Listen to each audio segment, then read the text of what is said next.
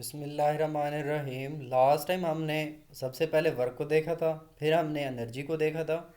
आज हम चलते हैं कि हमने पावर के बारे में पढ़ना है कि पावर क्या होती है। तो चलते हैं कि पावर क्या होती है। Power often also interested in the rate at which the energy transfer take place. अब पावर बेसिकली यूटिलाइज कहाँ पे होती है, पावर की टर्म, कि आपने कोई काम कितने जल्दी किया या कितने स्लो किया। जब आप अपने काम को वक्त के हिसाब से देखते हैं तो उसको हम कहते हैं power. In other word, work but time जो होगा आपका वो पावर होगा। Power is defined as this rate of energy transfer is called power. W/T is equal to F/V। अब F.V क्या है? F फोर्स है, V क्या है? वो वेलोसिटी है। अब वो क्या है, तो इसकी क्वेश्चन अगर आपको समझना है तो आपने कमेंट कर देना, मैं आपको समझा दूंगा, लेकिन ये बहुत बेसिक है। आई थिंक ये आपको समझ आ जानी चाहिए एफ और वी की। आ कहता है आपके पास ऐसा यूनिट जो है वो क्या है पावर के, वो जूल पर सेकंड है। जूल आपके पास वर्क का यूनिट होता है, सेकंड आपका नीचे टाइम का यूनिट है। फाइनल जब आप यूनिट निकालते हो तो आपके पास क्या आता है? किलोग्राम मीटर स्क्वायर सेकंड की power -3।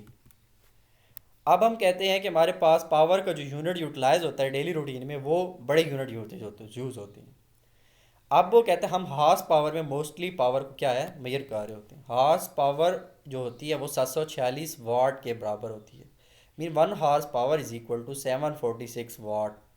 Can define units of work और energy in terms of unit of power. वो कहते हैं हम यूनिट ऑफ एनर्जी को भी पावर की फॉर्म में रिप्रेजेंट कर सकते हैं। किस तरह? अगर आप इसको रिप्रेजेंट करें किलो वाट, और ये मोस्टली क्या है, ये एनर्जी का यूनिट है। अब this is a unit of energy not power. अब पावर का यूनिट क्यों नहीं है? क्योंकि किलो वाट जो है वो तो ठीक है पावर का है। अब पावर के नीचे आपका पता है टाइम का यूनिट आता है, तो टाइम का लेट्स सपोज नीचे आर है, और एक आर ये जब इससे मल्टीप्लाई होगा तो वो वाला आर कैंसिल हो जाएगा। तो इट मीन कि टाइम का एक्सप्रेशन कैंसिल हो गया। जब टाइम का एक्सप्रेशन कैंसिल हो जाएगा तो हम कहेंगे कि ये क्या है unit, kilo watt hour energy का यूनिट है, पावर का नहीं है। अब एफिशिएंसी क्या होती है आपके पास? एफिशिएंसी होती है आपके पास आउटपुट बटा इनपुट। कितना आपने इनपुट दिया एक चीज़ को और उसने आउटपुट आपको क्या दिया, उसको हम कहते हैं एफिशिएंसी। अगर आप उसको परसेंटेज में लेना चाह रहे हैं तो उसको 100 से मल्टीप्लाई कर दें, सिंपल आपकी एफिशिएंसी क्या आएगी, परसेंटेज में आ जाएगी। So efficiency is defined as the ratio of the useful output to the total input. This can be calculated using energy or power values as long as you are consistent. कहता है कि हम energy और power से भी efficiency को निकाल सकते हैं कि कितनी हमने एनर्जी दी थी मशीन को, कितनी उसने आउटपुट हमें दी, तो उससे हम अपनी एफिशिएंसी कैलकुलेट कर सकते हैं। नॉर्मली जो हम एफिशिएंसी कैलकुलेट करते हैं वो हम लोग परसेंटेज में देखते हैं। अब स्प्रिंग की एग्जांपल ले लेते हैं। स्प्रिंग के लिए जो हमने फोर्स अप्लाई की वो हमारे पास अप्लाइड फोर्स है, और उसके हिसाब से स्प्रिंग क्या कर रहा है, एफ एस क्या है, रेस्टोरिंग फोर्स है। स्प्रिंग कोशिश कर रहा है कि वो अपोजिट डायरेक्शन में मूव करे। So this is the restoring force of spring and this is equal to K X. So आपके पास जो टोटल आपके पास वर्क है, यहाँ पे एनर्जी स्टोर्ड है स्प्रिंग में, वो हाफ ऑफ के एक्स स्क्वायर है। ये हमने लास्ट टाइम देख लिया था। अब इसका जो ग्राफ हम इसको रिप्रेजेंट करें तो ग्राफिकल एक्सप्लेनेशन क्या है इसकी, वो कहते हैं कि ये आपकी force applied on Y axis, ये आपका डिस्टेंस कवर है वो आपका एक्स एक्सिस पे है।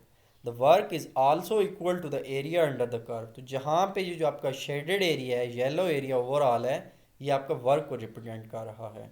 तो यहाँ पे आप कह सकते हैं कि अगर लेट्स सपोज ब्रेड्थ है इसकी ये नीचे, और ऊपर जो इसके वाई एक्सिस के अलॉन्ग है वो आपकी हाइट है, तो overall area is equal to half of breadth into height. So this is equal to half of kx square. So you can say area under the curve या area under the line is called the work done. Thank you so much for watching. इंशाल्लाह आपको ये तीनों topic समझ आएंगे, work का, energy का और पावर का। अगर आपको समझ नहीं आए तो इंशाल्लाह आप नीचे कमेंट कीजिएगा, मैं इनको एक्सप्लेन कर दूंगा। Thank you so much. अल्लाह हाफिज़।